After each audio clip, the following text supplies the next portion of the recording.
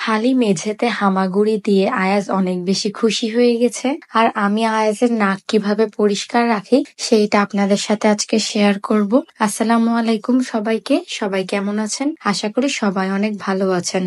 আমরা কখনোই সেইভাবে আয়াজকে খালি মেঝেতে ছেড়ে দিই না হামাগুড়ি দিতে, কারণ সবসময় ভয় লাগে ও যদি কোথাও ব্যথা পায়। আয়াজ যেন ব্যথা না পায় এই জন্য আমরা নিচে ফ্লোরিং করে রাখি আর সেই জায়গাতেই ওকে খেলতে দিই। কিন্তু আজকেও নিজে নিজে সেইখান থেকে নেমে হাঁটা শুরু করেছে। সরি, হাঁটা তো না, মানে হামাগুড়ি দেওয়া শুরু করেছে।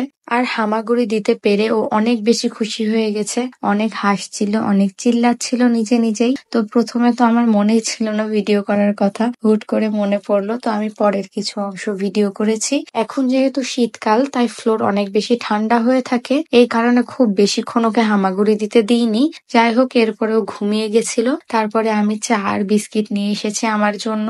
চায়ের সাথে আমার বইও নিয়ে এসেছি, কারণ এখন তো শুধু চা খেলে চলবে না, চায়ের সাথে পড়াশোনাও করা লাগবে। এমনিতেই সার্জারি পরীক্ষা দিয়ে মনটা একটু খারাপ হয়ে গেছিল, কারণ যেগুলো পড়েছিলাম ওগুলো ঠিক মতো আসেনি, আর যেগুলো আসছিল ওগুলো আধো আধো মনে ছিল। মানে সব মিলিয়ে কেমন জানি পরীক্ষা গেছে। যাই হোক, বই খুলে দেখছি এই পেজটা ছিঁড়া। হয়তো আয়াজ কোনো এক সময় পেজটা ছিঁড়েছিল, ঠিক মনে নাই। গত 4টা পরীক্ষা একদম টানা হয়েছে, মানে একদিন পর পর ছুটি ছিল, অথচ বই অনেক বড় ছিল, পড়া অনেক বেশি ছিল। যাই হোক, এই কারণে আমি ভাবলাম যে এবার 2 দিন ছুটি আছে, ভালো মতো পড়াশোনা করা লাগবে। কিছুক্ষণ বই পড়ার পরে হুট করে মনে হলো আয়াজ যেহেতু ঘুমিয়ে আছে, এই সময় আমি ওর নাকটা একটু পরিষ্কার করে দিই। আয়াজ জেগে থাকলে একদমই নাকে হাত দিতে দেয় না, কিন্তু ও যখন ঘুমায় তখন আমি সুযোগ পেলে ওর নাকে কোনো ময়লা থাকলে পরিষ্কার করে দিই। নাক পরিষ্কারের জন্য আমার 2টা জিনিস লাগে, একটা হচ্ছে নেজাল স্প্রে অথবা ড্রপ, এটা এমনি নর্মাল স্যালাইন ড্রপ, তার সাথে দরকার হয় একটা ফরসেপ। প্রথমে আমি এই নেজাল স্প্রেটা ওর নাকে দিয়ে দিই,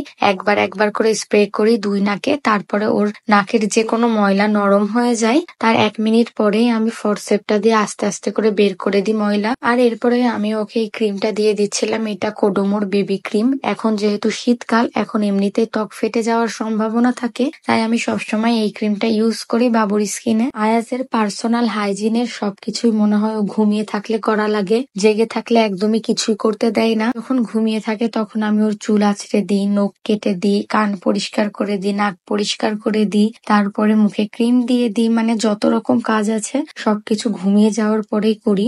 তো ওর নখটাও আমি কেটে দিয়েছিলাম, কয়েকদিন পর পরই বাবুদের নখ বড় হয়ে যায়। এরপরে এই তো আয়াজ ঘুম থেকে উঠে গেছিল, আরো খেলতে বসে গেছে। আর ওকে আমরা সোয়েটার পরাইনি, কারণ ও অনেক ঘামছিল, অনেক দৌড়াদৌড়ি করছিল। বিছানার উপরে ওর ইউরিন ম্যাটটা পেরে ওকে খেলতে দিয়ে দিয়েছিলাম। এই সময় ওকে ডাইপার পরিয়ে রাখিনি, আমি ওকে সবসময় ডাইপার পরিয়ে রাখি না, এখন ডাইপার খুলে দিয়েছিলাম, তারপরে ইউরিন ম্যাটটা পেরে দিয়েছি। না হলেও এখন 2-3 ঘন্টা ডাইপার ছাড়াই থাকবে, তারপরে আবার ডাইপার পরিয়ে দিব। তবে আমি পরপর ডাইপার পরিয়ে রাখি না, দেখা যায় 2টা ডাইপার পরার মাঝে 1-2 ঘন্টা গ্যাপ রাখি। যাই হোক, আজকের জন্য এইটুকুই। সবাই ভালো থাকবেন। আল্লাহ হাফেজ সবাইকে।